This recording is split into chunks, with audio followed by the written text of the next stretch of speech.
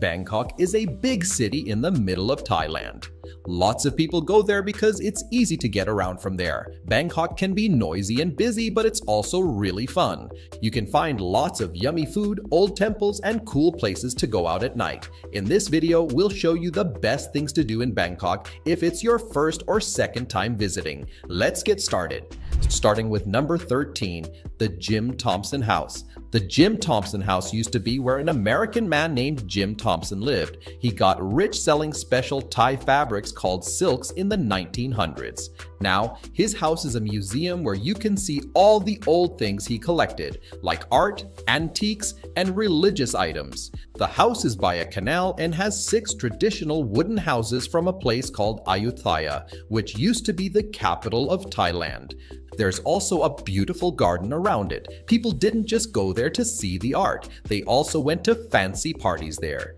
Bringing us to number 12, try street food. In the city center, you can find small food stands everywhere with yummy local food. It's cheap and tasty. Most dishes cost between $1 to $3 US. You can get things like BBQ chicken, dumplings, main dishes, and sweet desserts. The best street food spots are in Chinatown, Banglamphu, and around Khao San Road. Before we move on to the next thing, please remember to like this video and subscribe to our channel. That way, you'll get more travel tips and information from our videos. Let's move on to number 11, Wat Arun. Wat Arun is a Buddhist temple in Bangkok named after the Hindu god Aruna, who represents the rising sun. It sits on the west bank of the Chao Phraya River. You can spot this temple easily while cruising along the river. It's one of the most famous and photographed temples in Bangkok. When you visit, you'll see a tall spire about 70 meters high, covered in small pieces of colored glass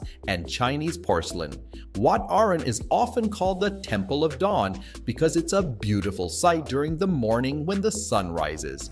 Number 10, we have Lumphini Park. Lumphini Park is like an oasis in the middle of Bangkok's busy cityscape. While much of Bangkok has been covered with buildings, this park remains a green haven.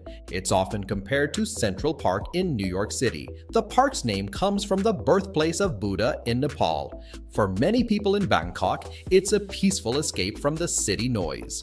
At the center of the park, there's a man-made lake where you can rent paddle boats shaped like swans. Let's move on to number 9, Chao Phraya River Boat. You can take a boat tour on the Chao Phraya River, going up and down the river. The cheapest and most efficient way is to hop on a ferry with other passengers. It costs just under 50 cents for a ticket. However, if you prefer a private tour on a long-tail boat or a wooden speedboat, it can cost you around 1,500 to 2,000 baht. These private tours usually cover the same destinations as the ferry boat. Number 8 on our list is the Grand Palace. The Grand Palace was established in 1782, the year Bangkok became the capital of Thailand, replacing Ayutthaya.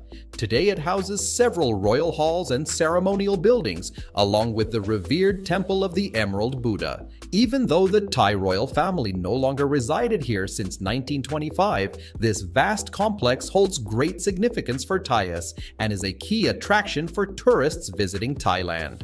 Bringing us to number 7, Sukhumvit. Sukhumvit Road is a top destination for tourists in Bangkok. It's famous for its nightlife, hotels, and great food. Many visitors choose to stay in this area because it offers a vibrant atmosphere with plenty of entertainment options. Whether you're looking for clubs, restaurants, or accommodation, you'll find everything you need along Sukhumvit Road, right in the heart of Bangkok. Number 6, we have Chinatown. Chinatown in Bangkok is a fascinating place with narrow market streets, shiny gold stores, amazing street food, and temples filled with golden statues of Buddha. The air is often thick with the smell of incense from Taoist temples. Here, you'll find a blend of history, street art, and a traditional neighborhood atmosphere that hasn't changed much over time.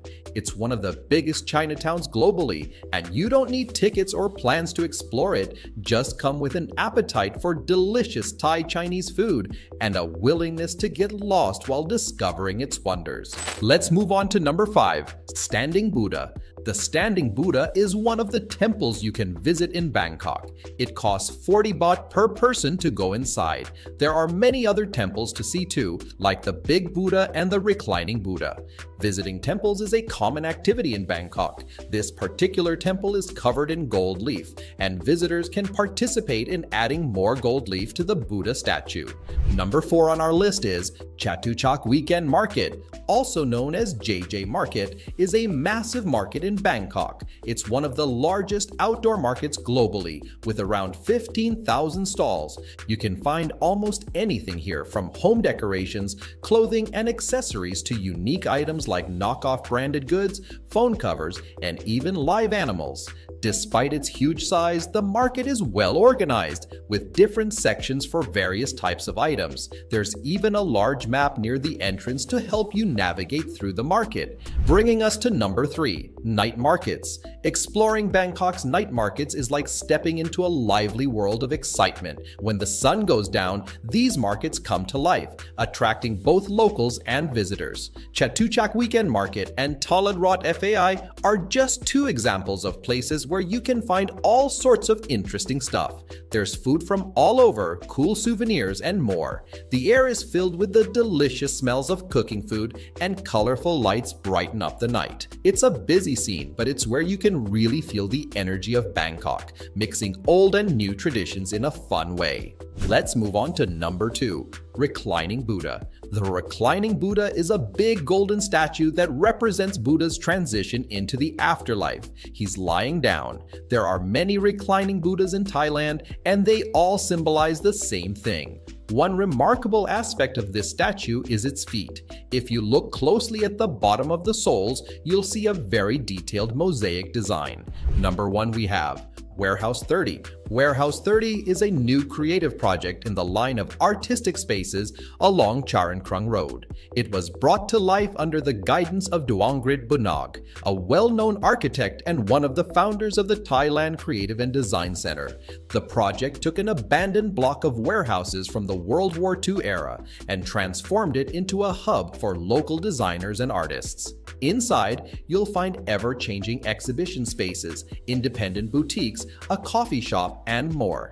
Despite the new shops and atmosphere, the original exposed beams and wood flooring give the place a sense of history and authenticity. Thank you for joining us on this journey through the best things to do in Bangkok. We hope you enjoyed discovering the vibrant culture, delicious food, and stunning attractions this city has to offer. If you enjoyed this video and found it helpful, don't forget to give it a thumbs up, subscribe to our channel, and hit that notification bell so you never miss our future content. If you have any questions or suggestions for future videos, please leave them in the comments below. Until next time, happy travels!